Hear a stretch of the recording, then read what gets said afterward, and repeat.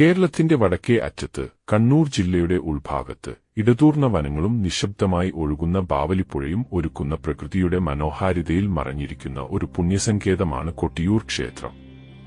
ആയിരക്കണക്കിന് വർഷങ്ങളുടെ ചരിത്രവും ഐതിഹ്യങ്ങളും പേറുന്ന ഈ ക്ഷേത്രം ആചാരാനുഷ്ഠാനങ്ങളുടെയും പ്രകൃതിയുടെയും അപൂർവമായൊരു സംഗമഭൂമിയാണ്.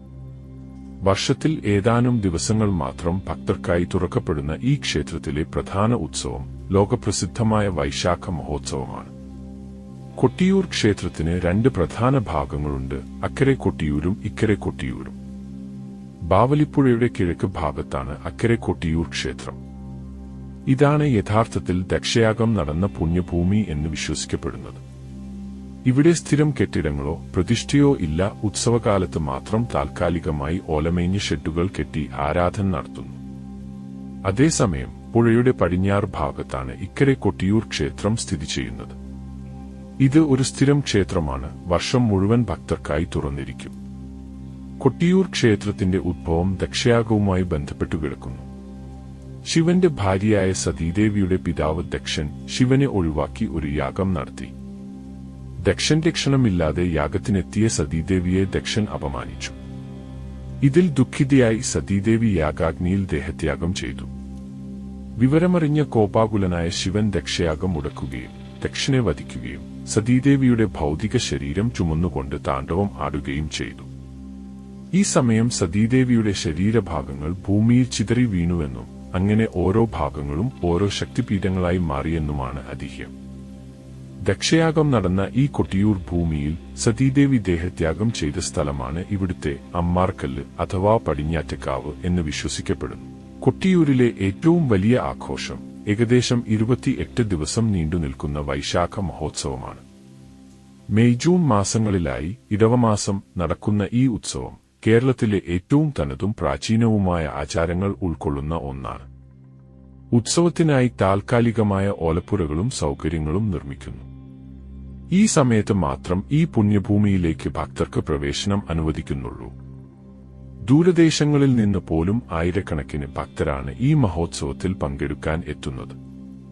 കാലം തെളിയിച്ച ആചാരങ്ങളെയും പ്രകൃതിയോടുള്ള മനുഷ്യന്റെ ബന്ധത്തെയും ഈ ഉത്സവം ഓർമ്മിപ്പിക്കുന്നു. വൈശാഖ മഹോത്സവത്തിലെ ഓരോ ആചാരത്തിനും അതിന്റേതായ പ്രാധാന്യമുണ്ട്. മുതിരക്കടവിൽ നിന്ന് വാൾ കൊണ്ടുവരുന്നതോടെയാണ് ചടങ്ങുകൾക്ക് തുടക്കമാകുന്നത്. ഉത്സവത്തിന്റെ പ്രധാനപ്പെട്ട ചടങ്ങുകളിലൊന്നാണ് നെയ്യഭിഷേകം അഥവാ നെയ്യാട്ടം. ആദ്യ നെയ്യാട്ടത്തിനായി പ്രത്യേക പാത്രങ്ങളിൽ നെയ്യ് കൊണ്ടുവരുന്നു. തുടർന്ന് ഇളനീർ വൈബ് എന്ന ചടങ്ങ് നടക്കുന്നു. ഇതിൽ മുറിക്കാത്ത ആയിരക്കണക്കിന് ഇളനീരുകൾ സമർപ്പിക്കുന്നു. പിന്നീട് സമർപ്പിച്ച ഇളനീരുകൾ കൊണ്ട് സ്വയംഭൂലിംഗത്തെ അഭിഷേകം ചെയ്യുന്ന ഇളനീരാട്ടം നടക്കുന്നു. ഇത് ഭഗവാനെ തണുപ്പിക്കാനാണെന്ന് വിശ്വസിക്കപ്പെടുന്നു. ഉത്സവത്തിലെ മറ്റൊരു പ്രധാന ചടങ്ങാണ് തിരുവോണം ആരാധന. കുംഭം, വാഴയില, വാഴക്കൂമ്പ് എന്നിവ കൊണ്ട് നടത്തുന്ന ഈ ചടങ്ങ് ക്ഷേത്രത്തിലെ പ്രധാന താന്ത്രിക ചടങ്ങുകളിൽ ഒന്നാണ്. ഉത്സവത്തിന്റെ അവസാനത്തിൽ ഭക്തർക്ക് പ്രസാദമായി നൽകുന്ന ഓടപ്പൂവ് വളരെ പ്രധാനപ്പെട്ട ഒന്നാണ്. കറുത്ത പട്ട് തുണിയിൽ പൊതിഞ്ഞ ഓടമരത്തിന്റെ പൂവാണിത്. ഇത് വീട്ടിൽ സൂക്ഷിക്കുന്നത് ഐശ്വര്യത്തിന് നല്ലതാണെന്ന് വിശ്വസിക്കപ്പെടുന്നു. കുറിച്യർ, മുതിരക്കടവ് പോലുള്ള വിവിധ സമുദായങ്ങൾക്കും പരമ്പരാഗത കുടുംബങ്ങൾക്കും ഈ ഉത്സവത്തിൽ പ്രത്യേക ചുമതലകളുണ്ട്. ഇത് കൊട്ടിയൂരിന്റെ സാമൂഹികവും ആചാരപരവുമായ കെട്ടുറപ്പിനെ കാണിക്കുന്നു. കൊട്ടിയൂരിൽ വിഗ്രഹം എന്ന സങ്കല്പമില്ല. ദക്ഷയാഗം നടന്ന ഭൂമിയിൽ സ്വയംഭൂവായി വെളിപ്പെട്ട ശിവലിംഗത്തെയാണ് ഇവിടെ ആരാധിക്കുന്നത്. ഈ ലിംഗത്തെ ശിവന്റെ തൃക്കണ്ണടഞ്ഞ ഭാവം എന്നാണ് ചിലർ വിശേഷിപ്പിക്കുന്നത്.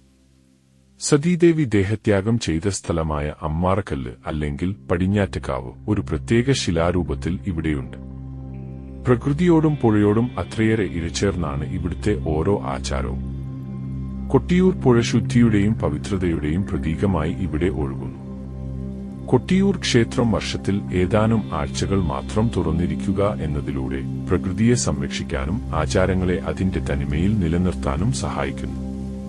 ഇത് ഒരു സാധാരണ ക്ഷേത്ര ദർശനമല്ല, മറിച്ച് പ്രകൃതിയുടെയും വിശ്വാസത്തിന്റെയും ആചാരങ്ങളുടെയും ഒരു വലിയ പാഠശാലയാണ്.